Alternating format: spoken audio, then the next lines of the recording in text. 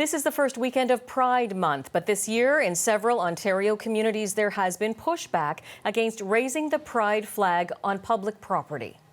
Can't even fly a piece of cloth. How can students feel safe? It doesn't align with our Catholic values, and that's fundamentally why I voted against it. This was the scene near Toronto at the York Catholic School Board this week. The council voted 6-4 against raising the flag on school property. The decision came after advocates and critics clashed over the issue for months. A few months ago in Norwich, Ontario, a bylaw was introduced to exclude the Pride flag and all non-civic flags to be flown on township property. For more on this issue, we wanted to look into the history of the rainbow flag known as the Pride flag. So we invited James Farragut onto the program. You see him there. He's with the North American Vexillological Association. It's a mouthful, and it also means the study of flags. And James, you witnessed just how the Pride flag came to be popular. So welcome to the program. Thanks for giving us some time. Well, thank you. You're very welcome, and thank you for having me. So you worked with the creator, Gilbert Baker, the creator of the original Pride flag. So I want to take you back in time, if you could, to help us understand how that connection began for you. Well, I was the retail manager of the Paramount Flag Company in San Francisco, California. And happily, or concurrently, the flag was coming on to the local scene. It had been used in the Pride Parade in 1978. In 1979, Gilbert wanted to decorate Market Street in San Francisco with the colors of the Pride flag. Now, you have to remember that the original flag he made had 8 stripes. And so he had designed decorations that contained 8 stripes. The problem was, or not the problem, but the situation was that 2 of the colors, the hot pink and the turquoise, which were available as fabrics, but they were a premium fabric. They were more expensive. They weren't in the normal palette of colors that flag makers use to make international and state and provincial flags. And so they would have, frankly, been a budget buster. So, and also, hot pink was not a fast dye. It'll fade very quickly.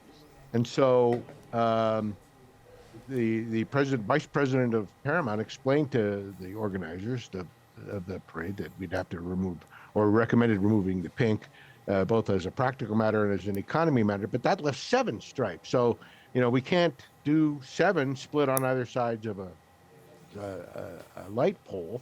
So turquoise fell victim to and so that they standardized at 6 stripes, and that was it was really practical factory considerations or manufacturing considerations that led to the standardization of the flag at 6 stripes. Prior to that, they had originally, the original one was 8. Of course, 7 was very popular because of the artist rainbow.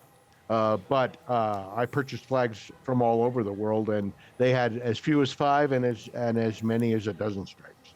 And we'll talk about Sorry to jump in. I just want to make sure I get all my questions to you in our time. We'll talk about the Progress Pride flag, which does have more colors today. I'll talk about that with you in a moment. But I want to ask you, in my introduction, I mentioned that in Canada, there has been a pushback against flying the Pride flag in many locations, some of its schools, some of its towns. And I know you're seeing similar resistance in many states in the United States as well, some of the state houses in the U.S. I want your take on why you think this pushback now.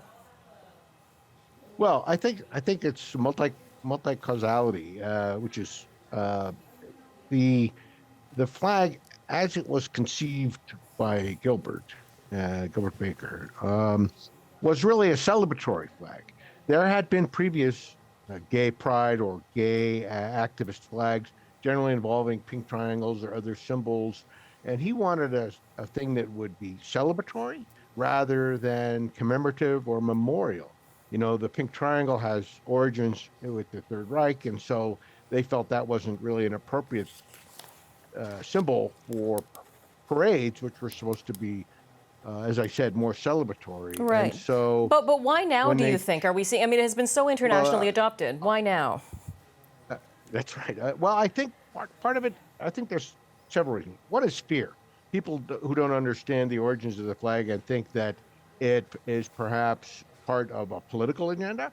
And in some cases that may be true, but the display of the flag, and also we can get into which flag we're going to display, uh, uh, carries with it a little bit of an emotional wallop. Sometimes, flags are something people will fight for and die for, but they're also something people will kill for. And so I don't think that was Gilbert's intent with this flag. Certainly, it's not the case in San Francisco and many cities in the United States. But for example, a rainbow flag or a pride flag was just burned in North Hollywood yesterday. And they're talking about charging the perpetrator with a hate crime. Yet, if he had burned the United States flag, that would be considered free speech. So it's really a double-edged sword if you James, start banning things. what goes through your mind when you're seeing the protest, the burnings, that kind of thing today? Well, I don't like to see any flag burn, but that's just me personally. I understand the powerful impact that can have, because although it may be textile, it's really an idea, and that's what it really boils down to: how we're going to be using, or how people react to the idea. And the idea behind the original rainbow flag was that it represents the family of man. And so, just as if we removed any single stripe from the rainbow, we destroy the integrity of the rainbow, so too with the family of man. If we exclude any group for either gender, nationality, class, whatever, for whatever reason, we destroy the integrity of the family. That was the motivation behind the original flag. However, in modern times, other groups, for whatever reason, felt either not included or wanted to be added. That was when the Philadelphia Pride flag came about, and then most recently, Daniel Quasar's Progress Pride flag, which is already being modified. People who felt not included in that flag have started to either add chevrons or other symbols to that flag. So we're witnessing really this